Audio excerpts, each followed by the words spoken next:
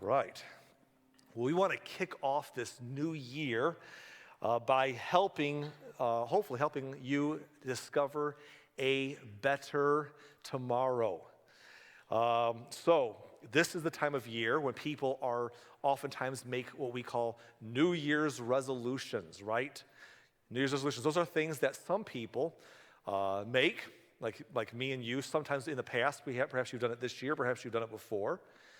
And then sometimes, much of the time, those resolutions become forgotten and failed at by the time the month is even partially over, right? Definitely by the end of January. And so sometimes we stop making them altogether because what's the point? And in fact, sometimes we joke about them because we think they're pointless. So whether you've made them or whether you're begrudging, how last year's went, or the start of COVID resolutions, how we're going to do all these things during this weird season, and if you're just over it and you're still bitter by failed resolutions, or whether you're trying again, or whether it's a joke to you, this is the time of year when people think about them. In fact, this is the time of year when some pastors or churches preach about them. In fact, this is the time of year when a lot of pastors are out of the pulpit for a couple weeks because of holidays. And I'm here today. The past years I would be maybe gone on a Sunday like today. And this is the time of year when sometimes you just preach that topic because it just seems thematically appropriate if you don't have something else God's put burning in your heart. However, I just don't want us to have New Year's resolutions, and I don't want to talk about them today. But I do want to see us experience something better when it comes to improvement and results, because there's a reason that New Year's resolutions rarely last. Part of it is the fact that, again, we've had experience in the past where they don't work. Part of it is the problem that when we try to create New Year's resolutions, we find that the results are too slow, and so our commitment wanes over time. Like we tried and it just didn't turn out very well, and we're like, come on.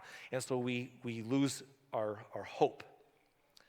And what I want to imply today to you is there's something better. In fact, I want to say that habits are better than resolutions.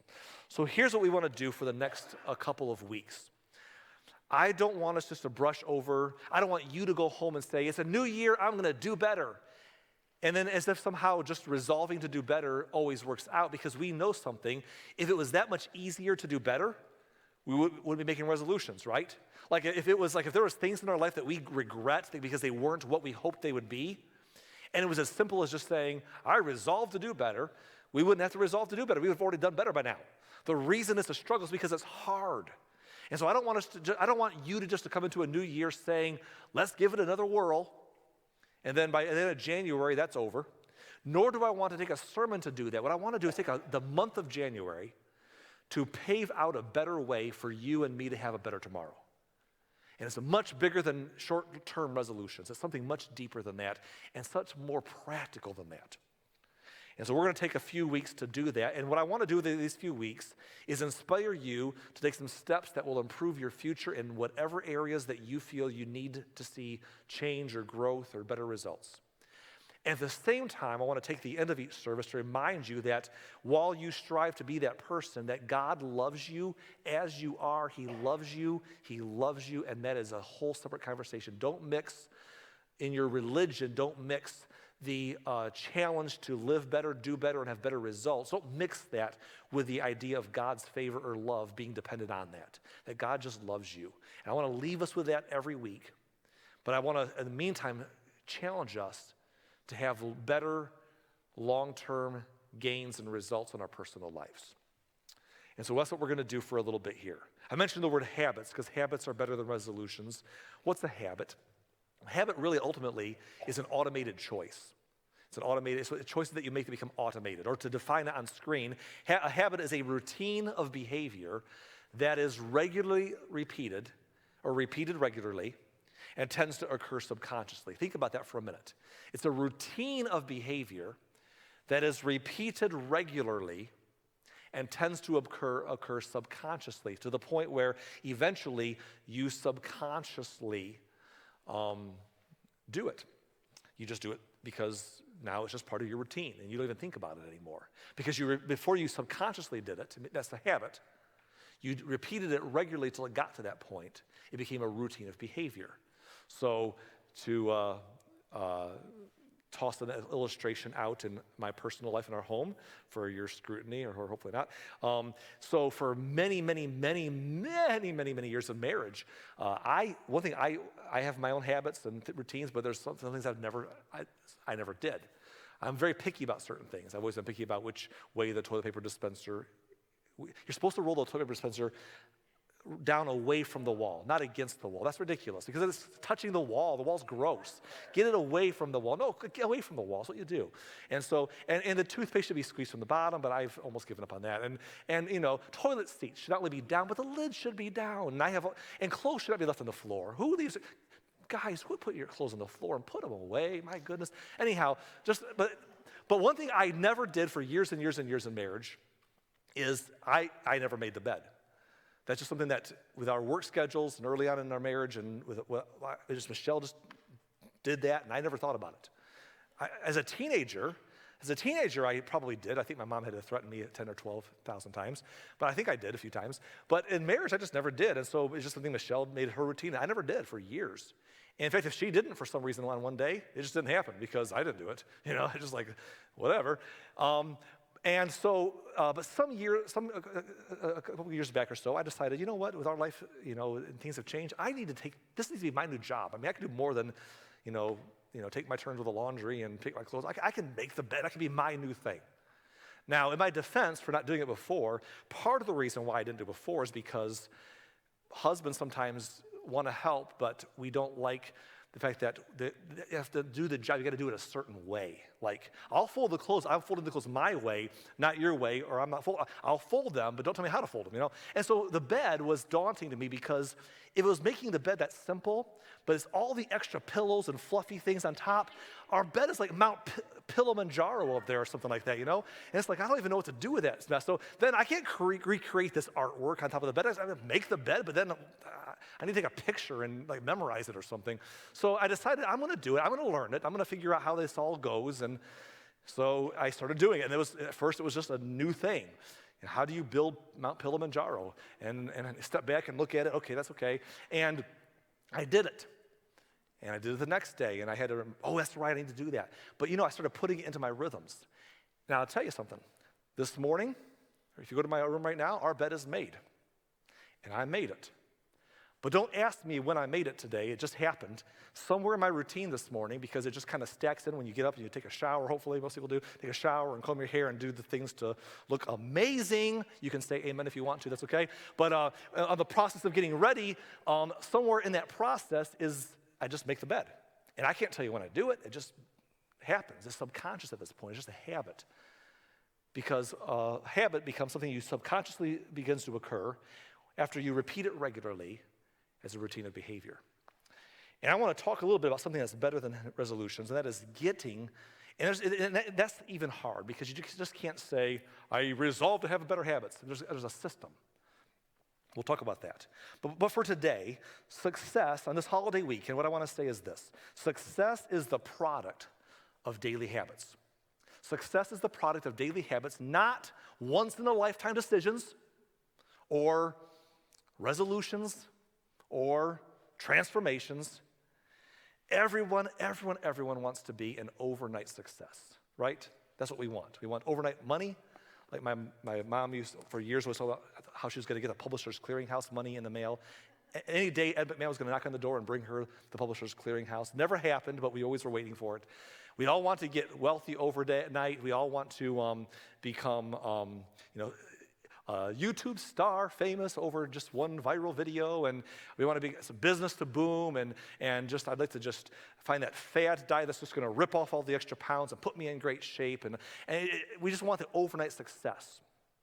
But everyone wants the overnight success, but few want to take the everyday steps. And changes that seem small at first are the secret to compound into remarkable results if you stick with it for years. Now, I'll tell you who understood this.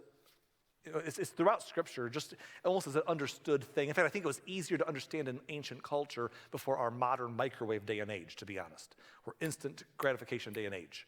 So you can see the thread of this throughout Scripture. But one person who understood this was the Apostle Paul, because he often referred to the importance of this, of what I'm trying to teach today and beyond. He understood it through sporting illustrations. He liked sports, apparently. He understood it through farming illustrations, and he kind of taught this because it was probably, again, in our day and age especially, it's harder to understand what you had to understand about the slow process of any kind of improvement. So Paul would use farming illustrations. In fact, Jesus would use farming illustrations, and the reason they would do that, and if you're watching online or in person, you know this, that the crowd that Jesus was talking to and Paul was talking to was largely an agrarian society. They farmed and they raised livestock. And so to relate to them on terms they understood was a great way to teach truth.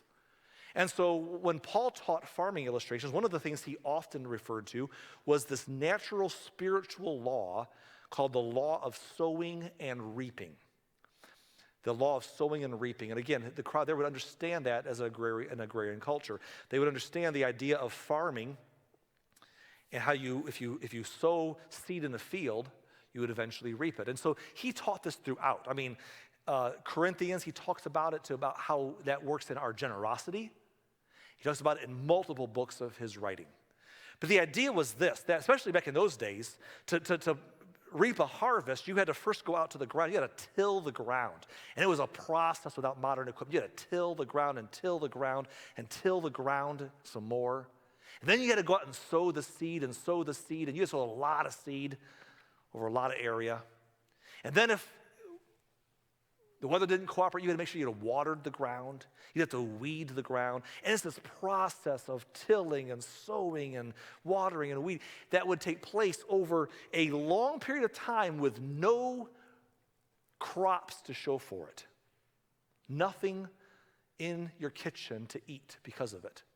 Until eventually a harvest would come and you'd reap it. And then the payoff was worth it. But it was a process sometimes with no visible results for long periods of time, just doing the same thing. And the law was this, that when you sow, you will reap.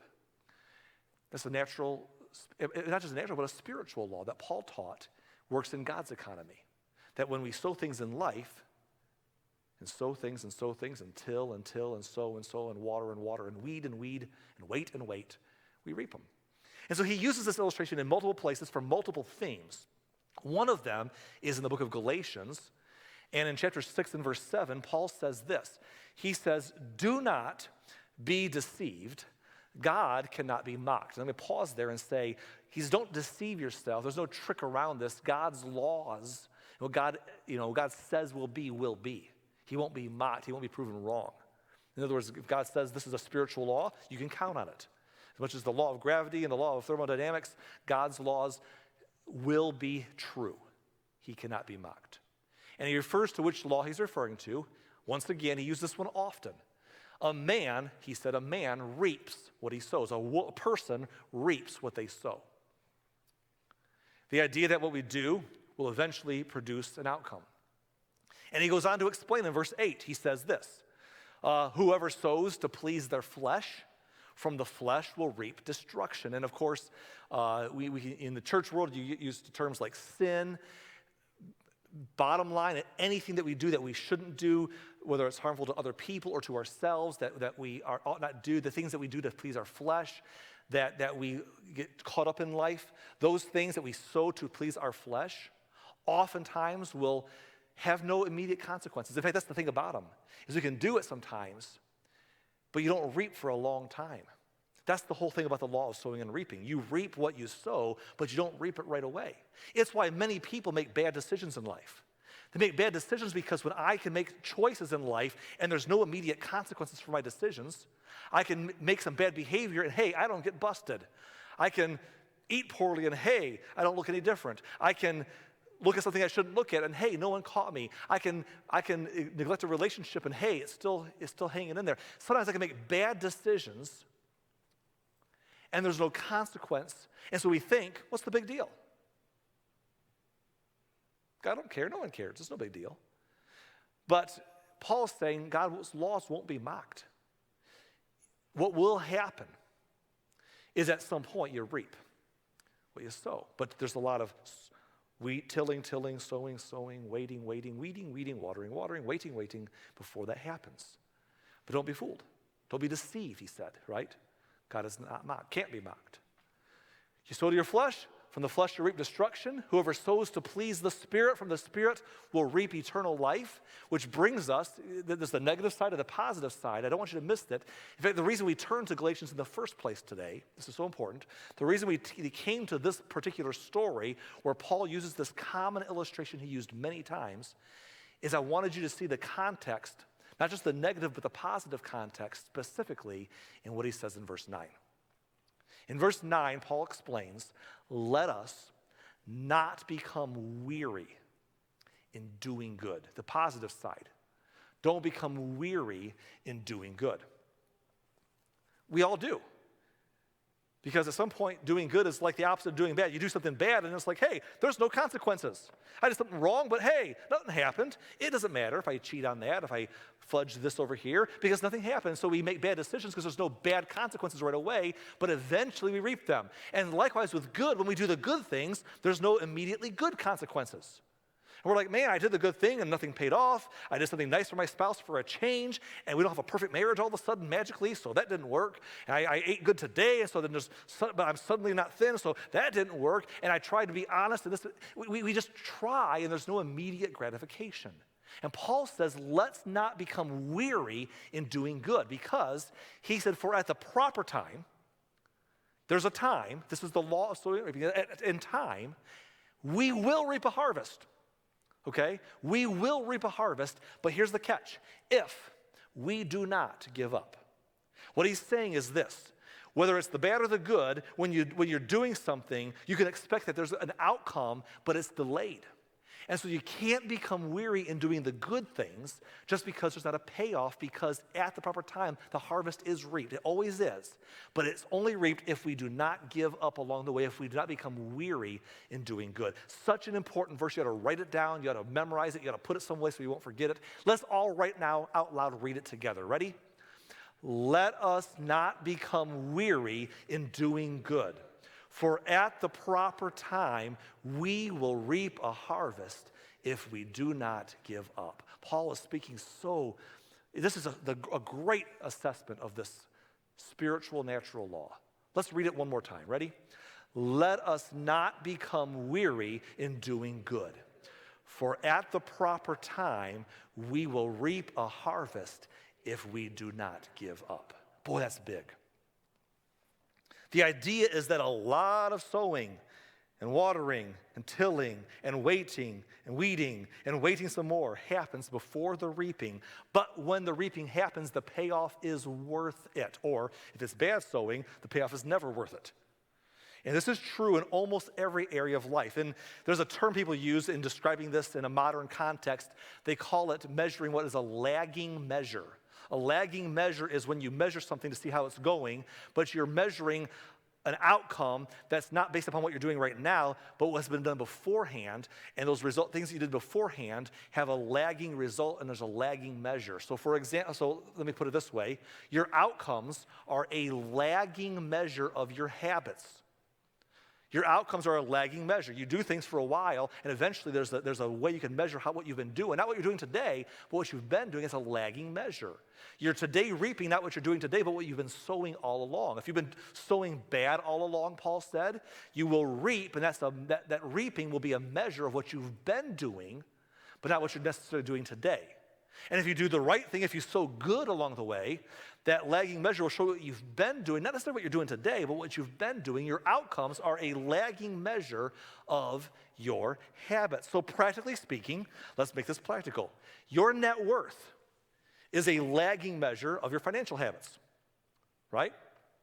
Like, in other words, if you have no money because, it could be your fault or not, you didn't work, couldn't work, wouldn't work, didn't save, couldn't save. Well, it could be 1,000 reasons. But if you're broke today because of how the last year or 2 or 10 have gone, but today you've had a really good day, your net worth probably doesn't reflect how good of a day you've had today with your money. It reflects what you've been doing all this previous time, because your outcomes are a lagging measure of your net worth is a lagging measure of your financial habits. If you had a really bad day, but you might look good still if it's been good before today. Okay, your weight is a lagging measure of eating habits. Again, I can't wake up today and say, man, I ate carrots for breakfast and celery for lunch, and man, my clothes are still tight. It's not about what I did today, it's about what I've done the last COVID season. Don't talk about that now, okay? It's this lagging measure that shows up today. My weight is a lagging measure of my eating habits. And same with the other way. I could eat 10 brownies today and say, hey, the clothes still fit. But probably that's because of what I've done the last 10 months, not what I did today. Okay, your knowledge is a lagging measure of your learning habits. And let's just get real down into the nitty gritty. Your clutter is a lagging measure of your cleaning habits. That's what happens. That's what Paul was teaching. That not only will you reap what you sow, but it lags. There's a period that fools us. And you see later on the results. Because in the end, you get what you repeat. You get what you repeat. All of us do. Now, because that is true, because what I'm saying today is true, it's a spiritual, natural law of life. Because that's true, you and I should be far more concerned, don't miss this, you should be far more concerned with your current trajectory than with your current results. Because your current results might not be the true measure of where you're at. We should be far more concerned with our current trajectory, because at some point we'll be able to measure, we'll reap that, than we are with our current results. It can be very discouraging today to look at results, or it can be very overly encouraging depending on how we've been doing. But where's your trajectory? That's the big issue today. Because time magnifies the margin between success and failure, right? So it happens as things diverge, time magnifies the difference between the two.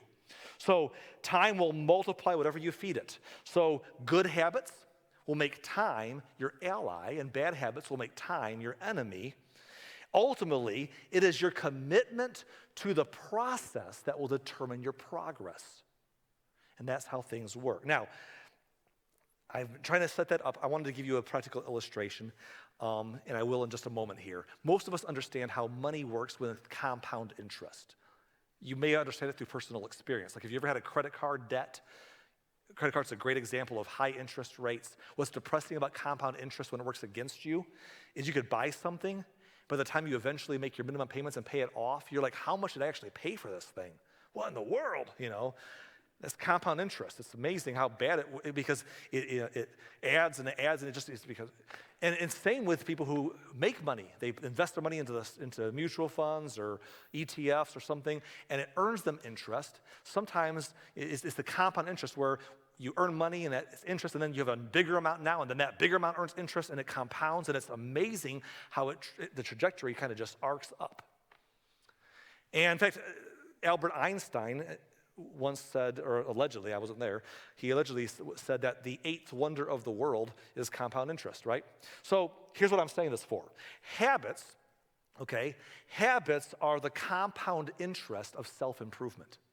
Habits are the compound interest of self-improvement. It's something that you do and you don't always, it slowly builds and it makes a big difference in time. I want to illustrate this for you in just a moment here. So, for example, if you were to get 1% better every day, that don't seem like a whole lot. And it won't seem like a whole lot for a long while, but it's a huge difference in time, the way that compound growth works. So here's a chart I want to give you that helps illustrate this. On this chart, if you can see this, I think online you're going to get a whole overlay so you can't see anything but that. But if you're, this chart, this horizontal line at the bottom moving this way is measured as time. Like as time goes on, time proceeds, that's this line right here. This vertical line over here is your results. You want your results to get better. And what we want to see is that as time goes on, our results get better in some area that we care about, right? Well, here's the thing about 1% better.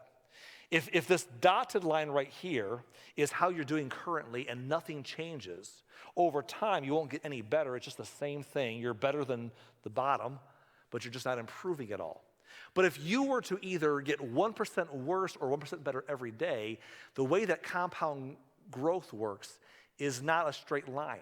In fact, what's interesting is when you start declining 1% a day, the drop looks bigger at first, but over time, because your amount gets so small at the end, it almost looks like it's not even getting worse. It's just horizontal, but it's actually still decreasing. There's just not much left to decrease. You get worse. But if you were to increase and get better 1% a day, the crazy part is that for a while, you would see no real improvement. It would seem like nothing much would change, nothing much would change, nothing much would change. You sow and you sow and you till and you till and you water and water and weed and weed and wait. You do the same thing, and there's not much happening, 1% better every day. But then over time, as that compounds and as that 1% better makes the initial spot a little bit bigger, and then that compounds 1% better, and it grows, at some point the arc just curves upwards and it skyrockets. And that's the arc of compound growth. And money, for interest, for better or worse for you, that's how it works with anything, is it's an arc. That improvement looks very little and minimal, but it grows and it begins to skyrocket at some point, but not right away. Now, if you want to predict where you'll end up in life, all you have to do is follow the tiny curve of gains or tiny losses. Tiny gains or tiny losses. And see how your daily choices will compound 10 or 20 years down the line. If you find yourself struggling to build a good habit, or struggling to break a bad habit, sometimes you think, I'm just not capable. I'm incapable of getting any better. But I want to encourage you today that it's not because you've lost your ability to improve. If you can't stop a bad habit when you used to be able to, it's not because you've lost your ability to do better. If you can't start a good habit because you just can't stick with it, it's not because you've lost your ability to. It's oftentimes because we've not yet crossed a threshold of what experts call the plateau of latent potential. Now, to illustrate that for you, I want to show you another chart here. The plateau of latent potential, similar to the last chart, but it's going to hopefully give you something to grab a hold of and take home with you today. So we have the same horizontal line at the bottom. That's time, as time marches on from the right side of the screen to the left on that line. The results are still vertical right here. As we get better in time, we should be getting higher on the vertical. And if you see right here, this very straight improving line right here, this is how we think improvement should come. All of us think that our improvement should come, that when we start improving something, we see improvement right away. It's not as good as it's going to be, but it's obvious improvement, and it's steady, consistent improvement that is a clear, even trajectory all the way from the get-go until it gets better and better and better. This is how we think improvement should look. That's how we all think. But because of what we saw earlier, how compound growth actually works, getting a little bit better every day, here's how it actually goes. You start getting better and you can't even tell. Getting better and better and better, can't even tell.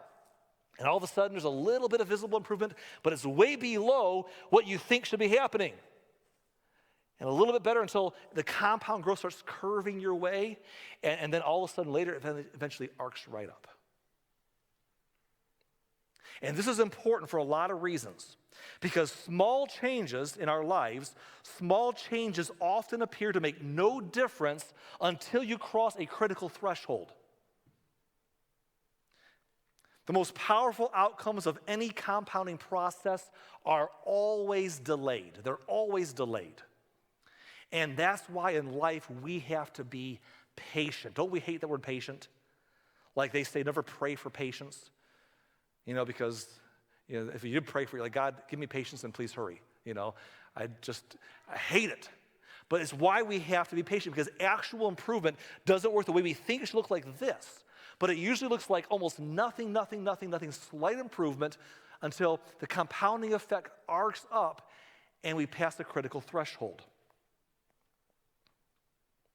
It's like slowly, suddenly. But it wasn't suddenly. It was slowly, and the results seem sudden. Suddenly you reap what you've been sowing. Here's the thing, it's interesting. When you finally break through that spot, people will say, oh, it's an overnight success. Look, it's just like, whoa, way beyond the norm. It's an overnight success. But it's not an overnight success. It's a long, steady process of slowly improving below. And here's why we get discouraged. Don't miss this. We get discouraged on this chart because we expect improvement will get better, but it should be steadily improving from the very get-go. And when it goes like the compound growth arc works, this is how it really goes for most of us. When it goes like this, you see this gap between what we think should happen and what actually happens in compound growth? That gap right there is what we call the valley of disappointment. This is why our New Year's resolutions don't last. This is why our best laid goals stop. Because somewhere, when we're doing what we're supposed to be doing and we're expecting this outcome, but we're getting this outcome for a long time, that gap is our valley of disappointment where we're saying, I'm not seeing the fruit of my work.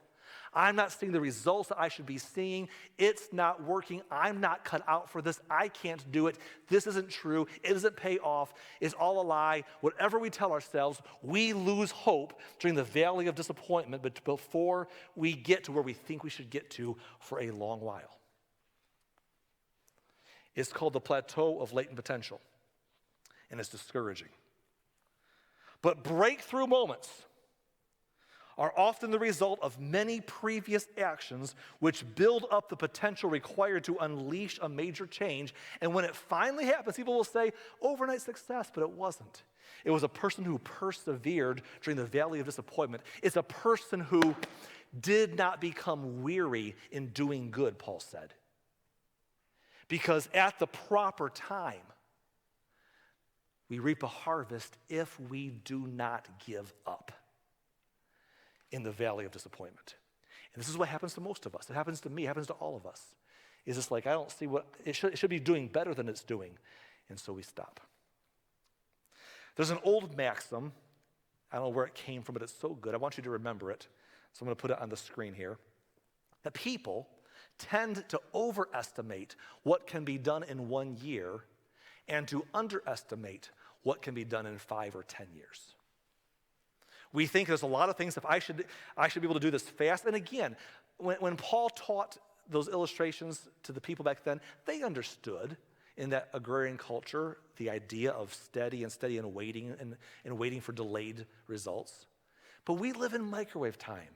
We live in quick fad diets and instant access to things we want to see and just you name it. There's even microwave instructions for Pop-Tarts. Because God forbid we have to put a toaster out, So we just live in that day and age. And what happens is this. Because of that, especially today, we tend to overestimate what can be done in 1 year. We think, well, by now I should have reached this. By now I should look like this. I've been doing the right things. I should look like this by now. Or better than this by now. Or we say, my business should be grown to this point by now. Or if I'm trying to have influence, my influence should have reached to this level by now. Or my finance should have improved this much by now. And we get very discouraged because it doesn't happen. We tend to overestimate what can be done in 1 year. But the crazy part is we tend to underestimate what can be done in 5 or 10 years. Because we miss the compound growth arc. And so in that valley of disappointment, we say, it didn't work very well these last few months or this last year. It's a waste. I just can't do it. But don't be guilty of falling for the short-term ideas of sowing and reaping. At the proper time. Don't overestimate what can be done in 1 year and underestimate what can be done in 5 or 10 years. That seems so far away, but it's not. Some of us are old enough now to know how fast time goes. You just got to sometimes to believe that today's results may be delayed more than I think they should be. But I will underestimate the outcome if I'm steady and don't become weary in doing good. Now, today's message might seem inspiring. It might seem basic, yawn. It might even seem discouraging because it might make you think that's a cool idea and that's a good reminder. I need to remember the compound growth arc. I need to remember the valley of disappointment. I need to remember what Paul was saying about not becoming weary when doing good because it's just going to take a little longer, but the arc is there. I need to remember that chart. I need to remember not to overestimate, underestimate. This is good, but I just don't think I can do it, man. I just don't think I have what it takes. I'm uncertain in my abilities. And I want to encourage you in the next couple of weeks with that. Before I do, let me say this. Be kind to yourself in this process. One of the reasons we stop any good goals we set is because we're not very kind to ourselves. See, how are we not kind to ourselves? There's two ways. Way one is we try to take way too big a steps on when we're first starting back out. Like we've not even walked yet, we're gonna run marathons, Be kind to yourself. For example, if you want to become a workout person and exercise and become strong and buff like me, for example, please don't laugh, that hurts me. No, if you want to become strong and fit, and you've not been to the gym or lifted weights for like 3 years or 3 decades, don't go to the gym for 2.5 hours and say, oh, I'm going to tear every machine up. Because you're going to be dead in 2 days and no one's going to see you again, okay? Be kind to yourself. Just go for a couple minutes. Like literally, go do one thing.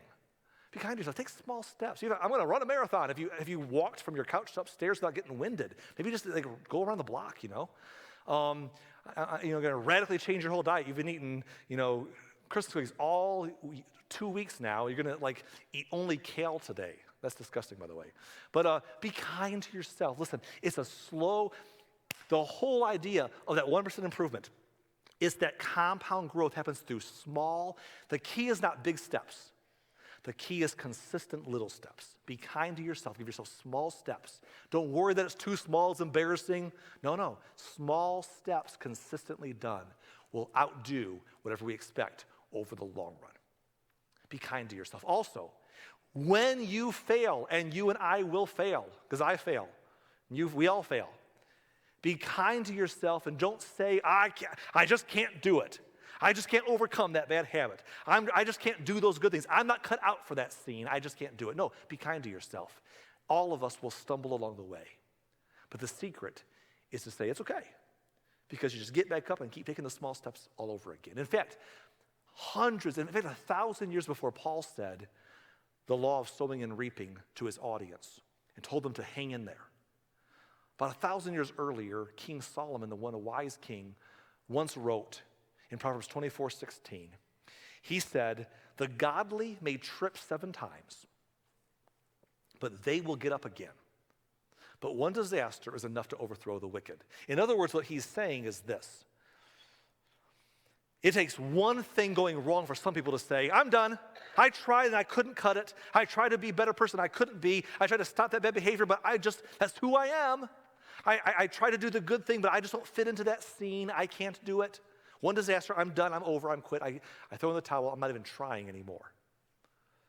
But good people who follow the heart of God in this thing, they can trip over and over again, but they keep getting back up. They say, oh man, I had a bad day. But you know what? It's a series of small steps. And so the secret's not to throw in the towel and say, I can't. It's to say, whoops, get back up and take the next small step, the next baby step. Bob taught us that, didn't he? The next baby step, the next baby step. And keep going and keep going. And when you stumble, get back up, take the next step and the next step. That's how things happen over the compound growth arc. But it takes people who don't get discouraged and get back up and are kind to themselves and are patient with the process. Now, you say, okay, so I should set goals. Well, yes, goals are good initially. I want to encourage you to do some of that today. But goals are good initially, but goals don't get you there. In fact, goals are not the secret sauce. You got to have goals at the beginning to know where you're trying to go, but goals are just the beginning. The good news is you don't even need them other than initially. There's something way better than goals. We're going to tell you about it next week. We're going to discuss for a couple of weeks some practical help in a series that we're calling Chain Reactions, setting a better future in motion. We're going to look at some scripture that teaches these principles, and we're going to see how God's laws and God's teachings apply to our lives in practical ways. And there's something much better than a resolution or a goal to have. But today, we didn't get practical at all. In fact, I feel bad that we didn't get more practical. All we did today was try to inspire you to believe in the slow growth of compound growth, the slow arc, and to not quit during the valley of disappointment, to not become weary in doing good because the results aren't there yet, to believe that in the proper time you'll reap a harvest if we do not give up, and to see it through. Because that's how we are. Don't overestimate what could be done in a year. Don't underestimate what could be done in 5 or 10 years. Take the journey. We'll talk about that for a few weeks in practical terms and give you some practical tools that are better than just trying, because trying stinks by itself. But for today, here's what I want you to do. For today, start making the choices that invest into your desired outcome. And I don't even like how I worded that. I just had to put something up here. Let me explain what I mean by this. I want you to go home today, this week, tomorrow morning at the latest, and I want you to pick one or two areas that you'd like to see change, different results, different outcomes. Don't pick 20. We can all pick 20. That's just daunting. That make you quit. Don't do 20. Pick one or two. Maybe something you want to stop doing that you just can't get over. Maybe something you want to get better at doing, but you just can't find rhythm. Pick one or two areas today or tomorrow, or even before we finish the service today. Write those two things, or one thing or two things down. Write it down. Here's what I want you to do this week until next Sunday. This week, I want you to just pray about it. Every day, or maybe multiple times a day, go to God and say, God, there's this thing I want to stop, but I can't seem to get past it, or there's something I want to do better, but I just can't seem to get traction. That thing or those two things, pray about them every single day. Take them to God and say, God, I want to see improvement in my life, in my relationships. I want to do this better for my relationship's sake. I want to do this better for my financial sake, for my health sake, for my business sake, whatever it may be, financial sake. Lord, I want to do better, but I don't believe there's going to be instant results. There's going to be a compound growth arc that I got to be patient while I till and sow and wade and weed and water and wait some more. But I believe it. And I'm not going to get weary in doing good. I'm going to believe this, and I'm going to not give up, like Paul said. But God, just starting out today before we go back to church and get more ideas of systems in place to do these things, God, today I just want to say, here's my thing, or here are my two things. I need your help, because we need God's help to get things done. So would you take this week, write those things down, and just pray about them for the next few days. Come back together, and we'll go further together. Because I want to be on a journey, and so do you, I hope. Remember the wonder to compound growth. And I believe, by the grace of God, bright days and outcomes and great harvest of reaping can be yours and mine down the road, if we do not give up and become weary in doing good.